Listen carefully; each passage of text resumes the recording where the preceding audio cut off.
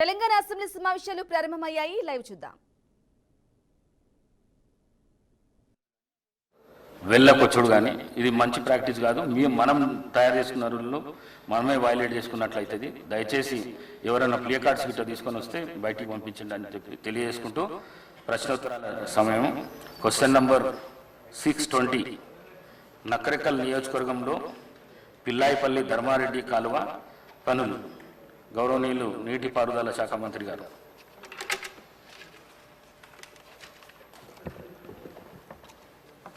Part A, no sir. Part B, the government have accorded administrative approval for an amount of rupees 123.98 crores to the balance work estimate of restoration of Dharmareddipalli Canal in Yadadri Bongiri district and Nalgonda district. The government have also accorded administrative approval for an amount of rupees 86.22 crores to the balance work estimate of restoration of Pillaipalli Canal in Yadadri Bongiri district and Nalgonda district. Part C, the above two works will be completed within 2 years. Total ayakat proposed to be irrigated under Dharmareddipalli Canal is 17,787 acres, out of which 3,788 acres in Bongiri constituency and 13,999 acres in Nakrekal constituency. Total ayakat proposed to be irrigated under Pillaipalli Canal is 22,500 acres, out of which 5,655 acres in Bongiri constituency, 3,321 acres in Munugod constituency, and 13,524 acres in Nakrekal constituency.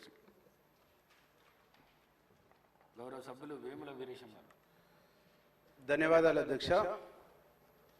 Pillaipalli Dharmareddy ఈ రెండు కెనాళ్ళు మా నియోజకవర్గ ప్రజల దశాబ్దాల కళ అధ్యక్ష. దశాబ్దాల తరబడి ఈ రెండు కెనాల్ సంబంధించినటువంటి ప్రాంత ప్రజలు 1000 కళ్ళతో ఎదురు చూసినటువంటి ఒక సందర్భం అధ్యక్ష. ఇది నిత్యం ఒక ఒడవని ముచ్చట్లాగానే ఉండేది అధ్యక్ష. ఇరిగేషన్ శాఖ మంత్రి వర్యులు యుద్ధ ప్రాతిపదిక మీద పిల్లాయిపల్లి ధర్మారెడ్డి పూర్తి చేసే బాధ్యత నాది అని చెప్పి దాదాపుగా 3 సార్లు రివ్యూ మీటింగులు పెట్టి స్వయంగా భువనగిరికి వచ్చి రివ్యూ మీటింగ్ తీసుకొని యుద్ధ ప్రాతిపదిక మీద ఈ కెనాల్స్ పూర్తి చేసే బాధ్యత నాది అని చెప్పి ఈరోజు జీవో ఇచ్చి నిధులు కేటాయించినందుకు మా నియోజకవర్గ ప్రజల తరపున అట్లాగే భువనగిరి మునుగోడు నియోజకవర్గ ప్రజల తరపున వారికి శిరస్సు వంచి నమస్కారం తెలియజేస్తున్నా అధ్యక్ష. ఎందుకంటే అధ్యక్ష, ప్రభుత్వం రాగానే కెప్టెన్ ఉత్తమ్ కుమార్ రెడ్డి గారు తాను స్వయంగా చెప్పిండు, నేను యుద్ధ భూమి నుంచి వచ్చినాను, యుద్ధ భూమిలో ఉండేటువంటి రిస్క్ను చూసినాను, ఈ ప్రజల యొక్క రిస్క్ను కూడా చూస్తున్నాను, నీళ్లను ఇచ్చేటువంటి బాధ్యత నాది అని హామీ ఇచ్చి కెనాల్స్ కు నిధులు కేటాయించక ముందే ప్రజల్లో ఒక విశ్వాసాన్ని నింపిండి అధ్యక్ష. డిపార్ట్మెంట్ను మొత్తం కూడా అలర్ట్ చేసి డిపార్ట్మెంట్ను మొత్తం కూడా కేటాయించి 2 కెనాల్స్ ను అనుసంధానం చేసి మా నియోజకవర్గంలో ఇప్పటికీ 20 నుంచి 25 చెరువులు నింపిండు. ఇది ఒక చరిత్ర అని చెప్పేసి ఈ సందర్భంగా నేను తెలియజేస్తున్నా అధ్యక్ష. అయితే ఇప్పుడు మంత్రి గారిని మీ ద్వారా ఈరోజు జీవో వచ్చింది. ఈ జీవోలో నిధులు వచ్చినాయి. ఎప్పటిలోగా టెండర్లు అయితే ఎప్పటిలోగా పనులు పూర్తి చేస్తారు, దానికి సమయం ఎంత, ఈ టెండర్ ప్రాసెస్ కు సమయం ఎంత, పనులు పూర్తి కావడానికి సమయం ఎంత తీసుకుంటారు, ఎప్పటిలోగా ఈ పనులు పూర్తి చేసి ఆ ప్రాంత ప్రజల చిరకాల ఆకాంక్షను మీరు నెరవేరుస్తారని చెప్పేసి మీ ద్వారా గౌరవ మంత్రి గారిని అడుగుతా ఉన్నా అధ్యక్ష. దీనికి అనుబంధంగా ఇంకొక 2 ప్రశ్నలు కూడా మంత్రి గారిని అడుగుతా ఉన్నా. ఐటుపాముల లిఫ్ట్ 100 కోట్లతోని శాంక్షన్ అయింది. అది ఇప్పటి వరకు దాని ఊసు లేదు, దానికి సంబంధించినటువంటి కదిలించిన దాఖలాలు లేవు. ఐటుపాముల లిఫ్ట్ టెండర్ అయితే దానికి సంబంధించినటువంటి ఏ స్టేజ్లో ఉంది, ఎప్పటిలోగా పూర్తి చేస్తారు, దానికి నిధులు ఉన్నాయా, ఉంటే ఎప్పటిలోగా కంప్లీట్ చేస్తారో దానికి కూడా మంత్రి గారిని వివరణ ఇవ్వాల్సిందిగా కోరుతా ఉన్నా అధ్యక్ష. ఈ మధ్యనే ముఖ్యమంత్రి గారు గౌరవ ఇరిగేషన్ మంత్రి గారు, మా జిల్లా మంత్రివర్యులు కోమటిరెడ్డి వెంకరెడ్డి గారు అక్కడికి బ్రాహ్మణ వెల్లంలో ప్రాజెక్టుకు వచ్చారు అధ్యక్ష. 35 కోట్ల రూపాయల నిధులు రిలీజ్ చేస్తూ జీవో ఇచ్చింది అధ్యక్ష. అక్కడ left canal, right canal, man canal కు సంబంధించినటువంటి కంప్లీట్ కావాలని అంటే దాదాపుగా కొంత మేరకు ఒక కొద్ది పర్సెంటేజీ మెయిన్ అప్రోచ్ కెనాల్స్ పూర్తి కావాలన్నా ఇంకొక 70 కోట్ల పైచిలకు నిధులు కావాల్సినటువంటి అవసరం ఉంది అధ్యక్ష. అవి ఎప్పటిలోగా రిలీజ్ చేస్తారు, ఇచ్చేటువంటి ఆలోచన ఉందా, ఇస్తే ఎప్పటిలోగా ఇస్తారు, ఎప్పటిలోగా టెండర్లు అవుతాయి, ఎప్పటిలోగా ఎంత ఆయకట్టుకు నీళ్లు ఇస్తారో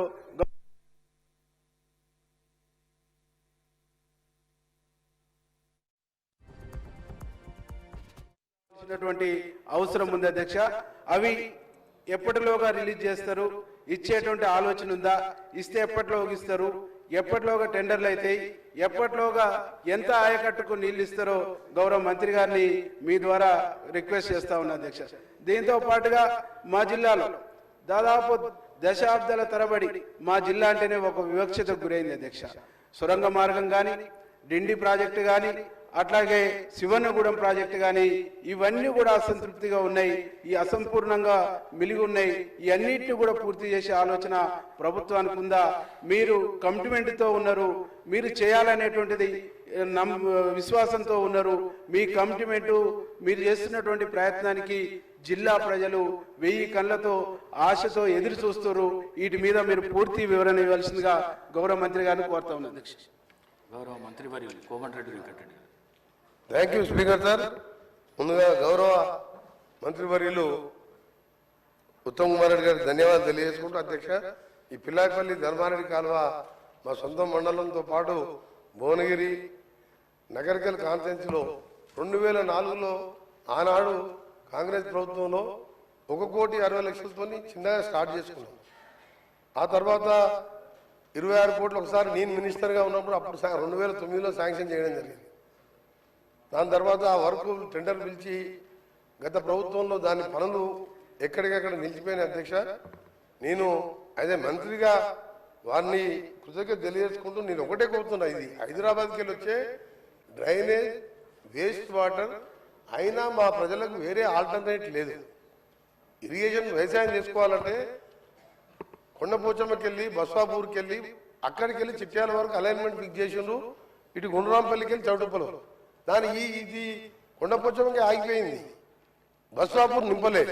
అది వస్తే మాకు గోదావరి నీళ్ళు వచ్చాయి అని మా పరిస్థితి ఏంటంటే ఈ మూసి డ్రైనేజ్ నీళ్లతోనే వ్యవసాయం చేసుకొని పండిన పంటలు తినే పరిస్థితి లేదు, బయట అమ్ముకొని మళ్ళా వేరే మార్కెట్లో కొనుక్కొచ్చుకొని తినే పరిస్థితి మా మూసి పరిస్థితి.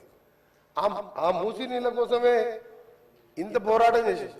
కానీ ఈరోజు గౌరవ ముఖ్యమంత్రి గారు మూసి దాన్ని ట్రీట్మెంట్ చేసి దాన్ని చేస్తున్నాడు, అదొక సంతోషకరమైన వార్త.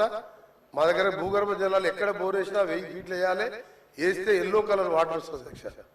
అందుకని మీ ద్వారా గౌరవ మంత్రి గారికి, గౌరవ ముఖ్యమంత్రి గారు కూడా ఇప్పటికే బ్రాహ్మణ వెల్లంలో కానీ ఎస్ఎల్పిసి సొరంగ మార్గం 70% కాంగ్రెస్ ప్రభుత్వంలో పూర్తి చేస్తే సరే, ఏందో మా దురదృష్టమో మా కర్మనో ఏందో లేదు, మేము ఆ ప్రాంతంలో పుట్టిన కింద ఫ్లోరైడ్ పైన మూసి నీళ్ళు పూర్తి చేస్తారని ఎన్నోసార్లు బతిలాడి కాళ్ళ వేళ పడ్డా కనికరం లేదు, మానవత్వం లేదు.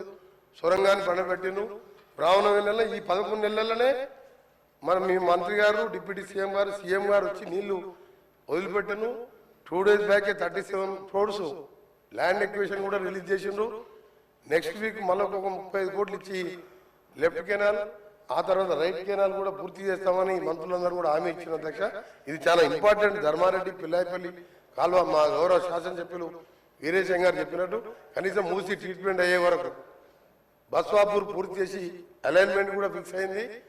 అది కూడా బస్వాపూర్ నింపితే భువనగిరితో పాటు గోదావరి నీళ్లతో వ్యవసాయం చేసుకోవాలి, ఈ డ్రైనేజ్ నీళ్లతో కాదండి. దీన్ని కృష్ణాలో కలిపి ఫ్రెష్ గోదావరి వాటర్ దాకా సీఎం గారు ప్లాన్ చేస్తున్నారు. అది చాలా మంచి ఐడియా. మా నల్గొండ ప్రజలల్లో ఇక మేము బతుకుతాం రా 60-70 ఏళ్ళని ఆశ వచ్చింది.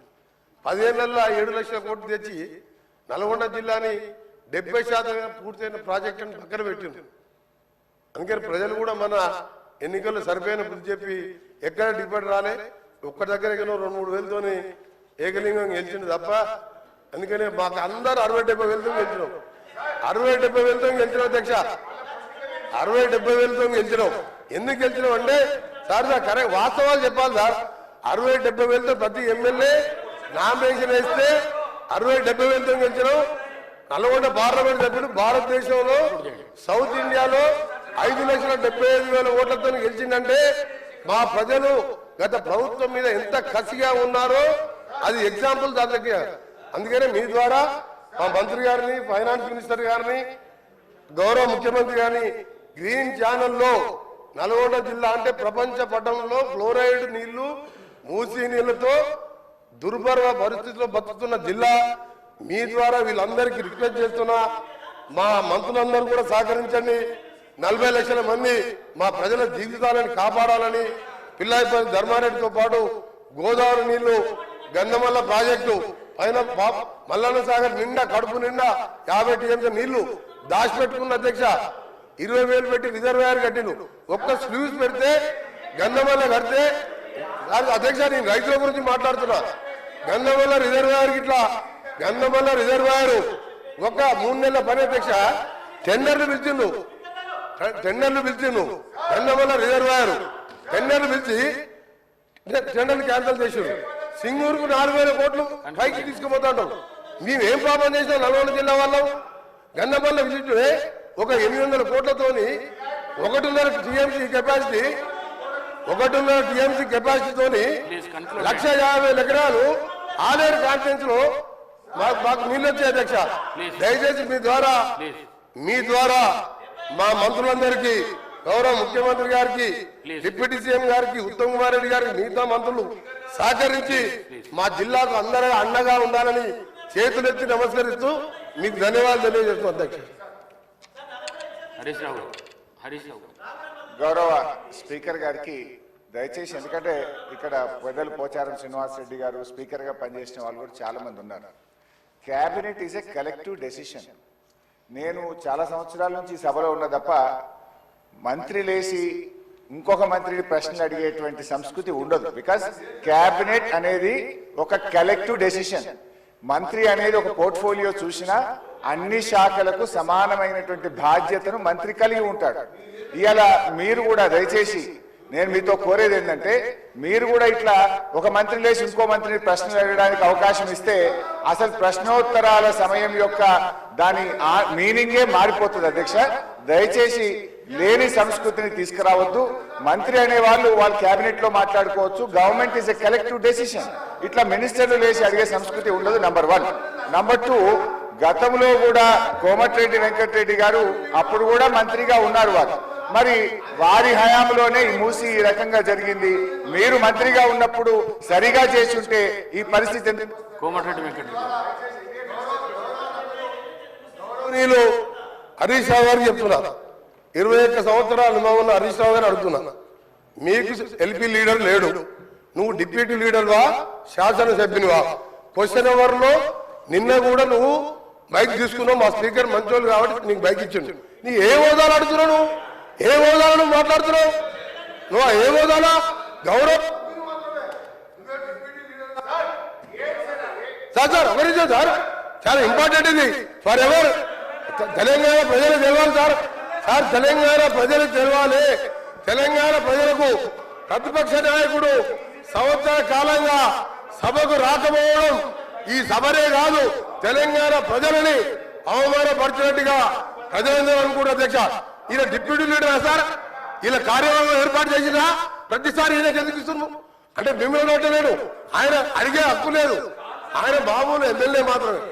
అందుకనే గౌరవ చెప్తున్నా, నా బాధతోని నల్గొండ ప్రజల కడుపులో ఆవేదన, ఫ్లోరైడ్ మూసీ నీళ్లు చచ్చిపోతున్నారు సార్. మధ్యలో పేదవాళ్ళు, డబ్బున్న వాళ్ళు హైదరాబాద్కి వచ్చిండ్రు, డబ్బు లేని దళితులు, గిరిజనులు నల్గొండలు చచ్చిపోతున్నారు.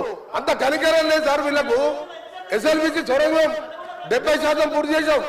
ఇరిగేషన్ మినిస్టర్ గా ఉండి ఒక్కసారి సొరంగం రాలే. ఆయన నల్గొండ గురించి కానీ నా గురించి మరి మాట్లాడే హక్కు లేదు అధ్యక్ష.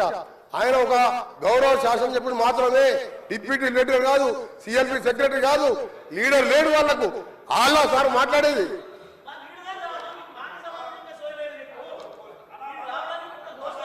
సార్ ఇప్పుడు ఈ రాష్ట్రాన్ని అతి ఎక్కువ కాలం పాలించింది కాంగ్రెస్ పార్టీ. ఇవాళ మూసీలో ఇవాళ నల్గొండ జిల్లా ప్రజలు ఏదైనా బాధపడుతున్నారంటే దానికి ప్రథమ ముద్దాయి కాంగ్రెస్ పార్టీయే. ఎందుకంటే ఈ రాష్ట్రాన్ని ఎక్కువ రోజులు పాలించిందే కాంగ్రెస్ పార్టీ. మీరేం చేసిందని మమ్మల్ని మాట్లాడుతున్నారు. ఎస్ఆర్ఎస్పీ స్టేజ్ 2 పనులు పూర్తి చేసి కాళేశ్వరం జలాలను నల్లగొండ జిల్లా తుంగతుర్తి, సూర్యాపేట, కోదాడ ప్రజలకు అందించిన పార్టీ బీఆర్ఎస్ పార్టీ. అధ్యక్ష అనవసరంగా ఒకరోజు చర్చ పెడదామంటే పెట్టండి. కాంగ్రెస్ పాలన ఏం చేసిందో మేమేం చేసాము. జరుగుతున్నది క్వశ్చన్ అవరు. క్వశ్చన్ కు సూటిగా ప్రశ్నకు ఆన్సర్ జరిగితే 10 ప్రశ్నలు వచ్చేటువంటి అవకాశం ఉంటుంది. ప్రతిరోజు 3 ప్రశ్నలకు 4 ప్రశ్నలకే సభ పోతుంది కనుక దయచేసి మీరు ఒక్కొక్క ప్రశ్నను సూటిగా ప్రశ్న సమాధానం చెప్పినట్టు చూడండి. మంత్రులు లేచి రాజకీయ ప్రసంగాలు చేస్తే మేము ఇంటరప్ట్ చేయాల్సి వస్తుంది. దానికి అవకాశం ఇవ్వద్దని మిమ్మల్ని కోరుతున్నాం. గౌరవ సభ్యులు థ్యాంక్ యూ సార్.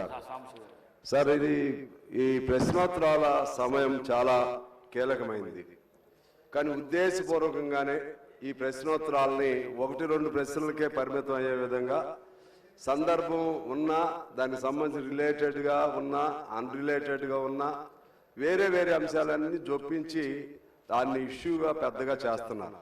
ఇందులో వారి పాత్ర వీరి పాత్ర అని కాదు. మా కాలంలో మేము గొప్పగా చేసాం, వారి కాలంలో వారు. ఇది ప్రతిపక్షం వారికి కూడా వర్తిస్తుంది. ఎందుకంటే నిన్నంతా చూసాం మనం. ఒక్క అంశం పైనే అర్ధగంట జరుగుతుందా సార్? అర్ధగంట ఇలా జరుగుతూ ఉంటే మిగిలిన సభ్యుల హక్కులు కోల్పోయినట్లే కదా.